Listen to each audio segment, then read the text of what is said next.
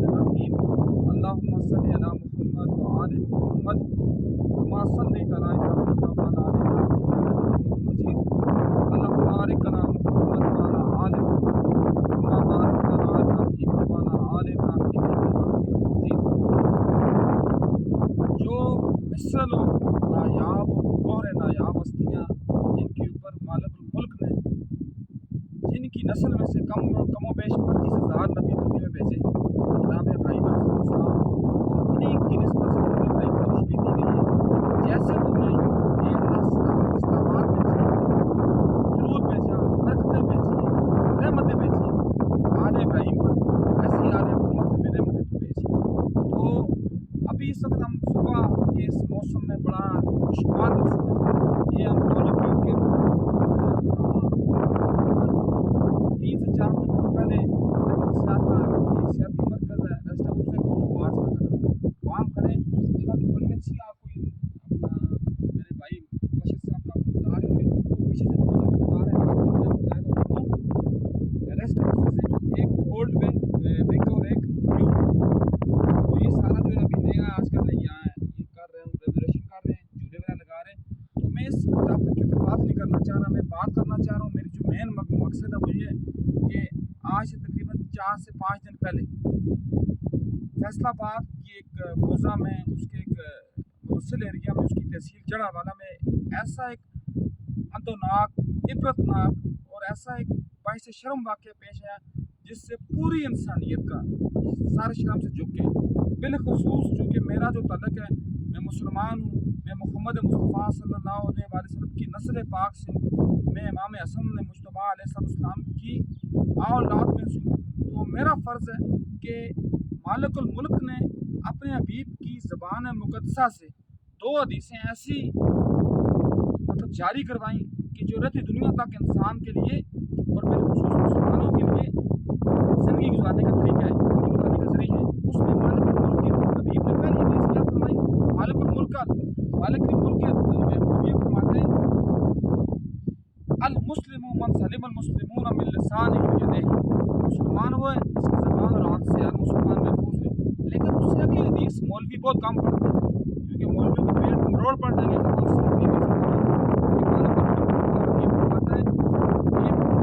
مومن وہ ہے، مومن کی ڈگری ہے جس کا میں کہتا ہوں نا، میں بہت دفعہ کہتا ہوں سپرلیٹو ڈگری پہلے ہوتا ہے نا آدمی، پہلے نمبر پر آدمی، آدمی کے بعد بندہ بنتا ہے انسان، انسان کے بعد بندہ بنتا ہے بعد میں مسلمان، مسلمان کے بعد بندہ مومن، اور مومن وہ ہوتا ہے جس کی زبان اور ہاتھ سے تمام انسانیت محفوظ ہے۔ تو ہم لوگوں نے کیا کیا؟ ہم لوگوں نے میں نہیں کہتا کسی نے، دیکھیں ہمارے نزدیک قرآن مقدس جو میرے نزدیک ہو قرآن کو فرق نہیں پڑتا، نہ ہو قرآن کو فرق نہیں پڑتا، کیوں کہ قرآن کی پہلی ہی جو ترتیب نزولی کے لحاظ سے صورت میں جو دوسری آیت ہے وہ کیا کہتا ہے؟ الف لام میم ذالک الکتاب لا ریب فیہ، یہ وہ کتاب ہے، مالک کہتا ہے ذالک الکتاب، یہ وہ کتاب ہے لا ریب فیہ جس میں شک کی گنجائش نہیں۔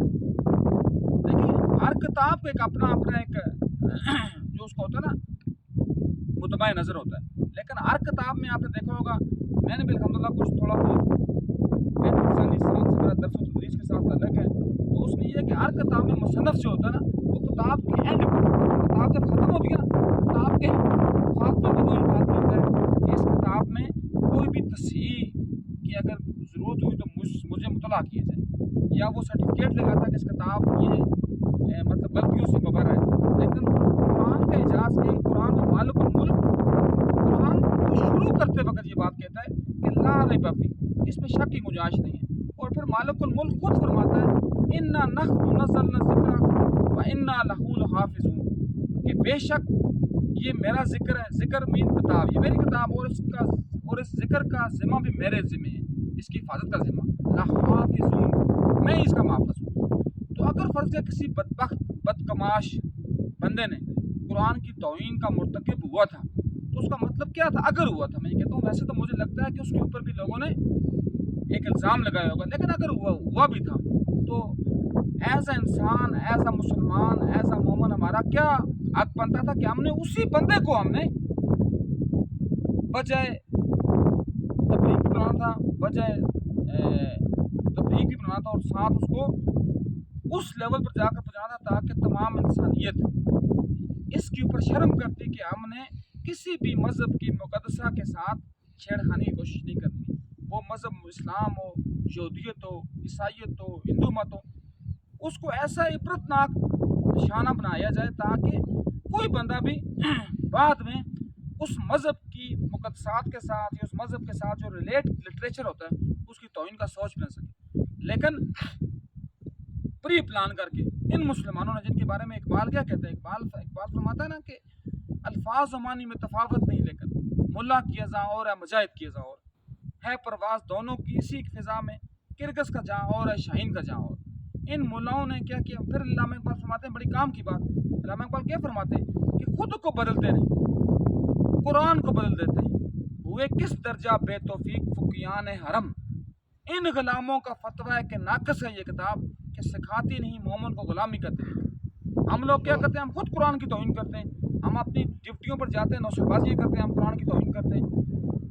ये जिन इलाकों में हम रहते हैं यहाँ कमो बेश जो है ना, अपना इस वक्त अगर आप देखें तो चीनी 200 रुपये के राउंड अबाउट की फिर वो छू रही है। तो क्या हम कुरान की तौहीन नहीं कर रहे? वो गन्ना जो हम मनों के हिसाब से लेते हैं अपना किसान से, उसको हम जाकर उसमें 20 से लेकर 100 गुना इजाफे के साथ हम लोगों को बेचते हैं, मंडियों को बेचते हैं। और फिर ये जो सफ़ेद शुगर है, ये इसको क्या कहेंगे, ये जहर है, सफ़ेद जहर, इसके साथ क्या करके हम सफ़ेद जहर शुगर कारखान के पास जाता है, उसके साथ जहर कोटिंग करते हैं और हमें वो उसको तकरीबन हज़ारों फीसद मुनाफा लगा कर हमें बेचते हैं। तो ये कुरान की तौहीन नहीं है। ये कुरान की तौहीन नहीं है कि हमने अल्लाह पाक का नबी क्या फरमाता है कि जिसने मिलावट की वो हम में से नहीं, फलैसा मिन्नी। तो हम लोग मतलब ये जो अल्लाह पाक बेड़ा गर्क करे उस बंदे का, वो जो टाइटैनिक देखने के शौक में मरा है जाकर, शहजादा दाऊद, वो ऐसी जिसको कहते हैं ना कि ऐसी घटिया शख्सियत थी जिसने इस मुल्क में इस इलाके में सबसे पहले टी वाइटर को ईजाद किया, सबसे पहले जिसको कहते हैं ना कि जली दूध को ईजाद किया। अब क्या होता है, छोटी सी पुड़िया मिलती है बाज़ार से, आप देखें अगर पिंडी की किसी मार्केट में जाएँ आपको 50 रुपये की छोटी सी पुड़िया मिलेगी। वो अगर आप 10 लीटर दूध में डालें, 10 लीटर पानी में डालें तो वो पानी दूध की शक्ल अख्तियार कर लेगा, लेकिन वो क्या होता है, जहर होता है। और हम में से मोस्टली लोग 90% लोग मैदे के मरीज़ बन चुके हैं, ये जहर पी पी कर। तो ये जो कुरान की तौहीन नहीं हो रही थी, लेकिन फिर हमने क्या किया, हमने उस आड़ को एक अपनी दिल को तसल्ली देने का ज़रिया बनाया और हमने कम से कम 30 से 40 चर्च जलाए, 150 से 200 हमने मकानात जलाए। उसमें हज़ारों तो चलो मेरी बात लंबी हो जाएगी, लेकिन कम से कम 20 और 100 के राउंड अबाउट सैकड़ों बच्चियों के इन्होंने जो उनके जहेज़ के सामान थे वो तबाह किए, वो जलाए। तो क्या ये मुसलमान का तकाजा था? मैंने इसीलिए आज इस बुलंद व बाला मकाम पर आया हूँ। बुलंद व बाला का मतलब क्या है? अल्लाह कहता है ना कि अल्लाहु अकबर, अल्लाह कहता है ना कि मैं क्या हूँ, आला हूँ, मैं आला हूँ और मैंने जिसको अपने साथ मुंज़बित किया वो अली है। मैं महमूद हूँ, जिसके साथ मैंने अपने आप को मुंज़बित किया वो मोहम्मद है। निस्बत से पहले आते हैं, अल्लाह क्या कहता है, मैं महमूद हूँ, मेरा हबीब मोहम्मद है। मैं आला हूँ, मेरे हबीब का जानशीन जो है, जो उनका शागिर्द रशीद है वो अली है। मैं फातिर हूँ, मेरी हबीब की जो प्यारी बेटी है वो फातिमा है। मैं मोहसिन हूँ, तो मेरे हबीब का बेटा हसन क्या है जी, वो मुसलमानों पर एहसान करने वाला। मैं कदीमुल एहसान हूँ और मेरे दीन को बचाने वाला हुसैन है। तो मेरी बात को क्योंकि इस बात पर में जाए, हम एज अ मुसलमान, मैं तो इस जड़े वाला वाक़या का सख्ती से, शिद्दत से मजम्मत सिर्फ अल्फाज नहीं करता। मैंने जब ये शर्ट पहनी हुई है, अभी देख रहे होंगे इसके ऊपर स्लीप का निशान बना हुआ है। ये स्लीप का निशान पहनने का मेरा मकसद नहीं है कि मैं नाउज़ बिल्लाह किसी और जगह पहुँच गया हूँ, लेकिन क्या मकसद है कि मेरे लिए मोहम्मद जो है वो तो इमामुल अंबिया हैं, इमामुर रसूल हैं, लेकिन मोहम्मद के जो उनके अलाती कहते हैं ना, जो अंबिया आपस में अलाती भाई हैं। तो जो मुसलमानों के बाद जो दूसरा बड़ा मज़हब है, तादाद के लिहाज से तो पहला बड़ा मज़हब है, वो ईसाइयत है। और ईसाइयत किसके मानने वाले हैं? बेशक आप लोग दुमछले मौलवी ये लगा दें कि अंजील में मौलवियों ने یا انجیل میں ان کے جو پادریوں نے یا پاستروں نے اس میں چینجنگ کی ہے، لیکن کیا وہ مانتے ہیں؟ وہ تو نہیں مانتے نا۔ انجیل تو میں آج ہی مانتا ہوں، وہ ہمارے لیے اتنی مقدس ہے جتنی ہمارے لیے قرآن مقدس ہے، لیکن کیا فرق ہے کہ ہم نے احکام قرآن کے ماننے، احکام ہم نے انجیل کے نہیں ماننے۔ ہم کیا پڑھتے ہیں؟ آمنت باللہ و ملائکتہ و کتبہ و رسلہ۔ دیکھیں، آمنت باللہ، اللہ پر ایمان لاؤ، وہ ملائکتہ، اس کے ملائکوں پر، پھر کیا کہتا ہے؟ وہ کتب ہی، اس کی کتابوں پر۔ وہ کتاب کی بات نہیں کر رہا، کتب ہی، جمع کی بات کریں۔ تو آپ نے ایمان لانا ہے قرآن کے اوپر بھی، انجیل کے اوپر بھی، زبور کے اوپر بھی، توریت کے اوپر بھی۔ لیکن جڑا والا واقعہ میں کیا ہوا؟ قرآن کو اپنی آڑ بنا کر ان ملاؤں نے اپنی جو پیٹ کی دوزخ اور اپنا ذہن کا جو فطور ہے اس کو ایک سائڈ لانے کے لیے انہوں نے توریت بھی چلائی، انہوں نے زبور بھی چلائی، انہوں نے انجیل بھی چلائی، اور جلا کر انہوں نے کیا کیا؟ انہوں نے وہ بھیانک کام کیے کہ بندے کی آنکھوں میں جو ہے نا، بندہ کہتا جی یار کہ یہ ان آنکھوں نے یہ واقعات کیسے دیکھیں کہ ایک مسلمان ملک میں انجیل کو جلایا گیا اور اس کے برق کو اٹھا کر جب بتاتے ہیں تو بندے کی پتہ کہتا ہے جی کہ بندے کی یہ چیزیں جو ہے نا بندے کی اتنے شعور سے بھی بندے کے لیے پالا ہو جاتی ہے۔ بندہ کہتا ہے یار ہم کس ملک میں رہ رہے ہیں اور کس ملک میں یہ ملک کے شہری، یہ انسان ہے، یہ بلا کے پتر ہیں، یہ کس جن کے بچے ہیں کہ جو اپنی جسمانی اور ذہنی اور اپنی فطور کو قربان چڑھاتے ہوئے اور ایسے حرکتیں کرتے اور اسلام کو بدنام کرتے ہیں۔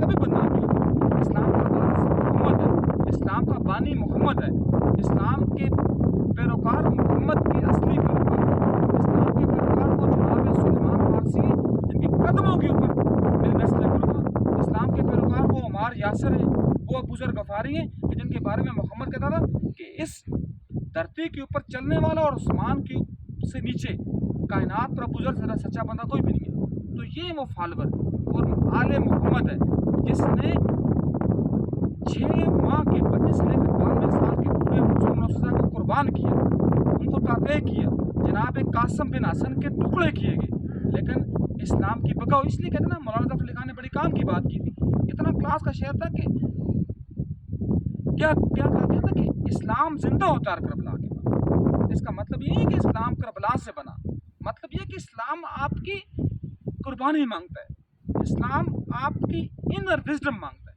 لیکن ہم کیا ہیں؟ ہمارے پاس نہ وزڈم ہے نہ کچھ نہ کہا۔ تو یہ شرٹ پہنے کا میرا مقصد یہ تھا کہ میں عیسائی کمیونٹی کے ساتھ کیا کروں، ان کے ساتھ اظہار مذمت بھی کروں، اظہار یکجہتی بھی کروں کہ ہم مسلمان ایسے نہیں ہیں چند اگر بھیڑیں، چند اگر کالی بھیڑیں لبیک کے نعرے لگاتے ہوئے یہ معاملات کرنے میں لگ جائیں۔ اس کا مطلب نہیں ہے کہ اسلام سارا ہی ایسا ہے، اسلام میں خوشنما مذہب ہے، اس کے خوشنما چہرہ ہے، لیکن یہ ہوتا ہے کہ اپنا چند بیانک جو کردار ہوتے ہیں وہ نکلتے ہیں۔ جس طرح دیکھیں آپ وہ جو اپنا سیالکوٹ میں واقعہ ہوا، وہ پریان تھا، ان کو کیا کہتا تھا کہ آپ لوگوں نے کیا کرنا ہے؟ آپ لوگوں نے کام پر آنا ہے، ٹائم پر 8 بجے آنا ہے، 2 بجے جانا ہے، لیکن انہوں نے کیا کہ ان بدبختوں نے اسی کو توہین رسالت کا نعرہ، توہین رسالت کا الزام لگا کر اس کو سڑک پر گھسیٹا اور اتنا ظلم کیا کہ صرف گھسیٹا نہیں بلکہ اس کو مارا۔ جب ڈنڈوں سے مارا اس نے کہا جی میں کلمہ پڑھتا ہوں، لیکن ان ظالموں نے اس کو چھوڑا نہیں ہے۔ تو پھر کیا کیا جی؟ اس کی لاش کو مارنے کے بعد جلایا گیا۔ لیکن اس کا مطلب میں جو شیخ دعوت میں صرف مسلمانوں کی بات نہیں کرتا، یہ ہر مذہب میں مکروہ کردار ہے۔ اب بابری مسجد کو شہید کرنے والے ہندو جو ہیں وہ مکروہ کردار ہیں، قرآن کی توہین کرنے والا وہ فرانس کا صدر، اس کو نیازی نے کہا تھا کہ ہم فرانس سے لڑ ہی نہیں سکتے، ہمارے پاس اتنی استطاعت نہیں ہے، پھر ڈرامہ کیا، ڈرامہ رچایا کہ اپنا میں نے جا کر ہاتھوں میں پارٹی بنائی ہے، جاہل قوم کو یکجا کر، تو میں اس کی مذمت بھی کرتا ہوں۔ میں سویڈن میں جس حرام خور عیسائی نے قرآن چلایا اس کی بھی پیدا کرنے والی پر بلند بھیجتا ہوں، اور اس کے وجود گندے وجود بھی بلند بھیجتا ہوں، اور میں اس کے ساتھ ساتھ ان مسلمانوں یہ جو مسلمان ہیں اس پادری پر بلند بھیجتا ہوں جس نے قرآن کو جلایا تھا، اللہ نے اس کو جلا دیا کیونکہ اللہ نے قرآن کی بات کا ذمہ خود لیا۔ تو میں ان مسلمانوں پر ان درندوں پر بلند بھیجتا ہوں جنہوں نے کربلا سے لے کر اور آج تک انسانیت کے نام پر یہ بدنما دبا ہے۔ اللہ پاک ہمیں ہمت دے، توفیق دے کہ ہم ہر مذہب کا احترام کریں اور اپنے مذہب اسلام کی ایک آنیت کے فروغ کا باعث بنے.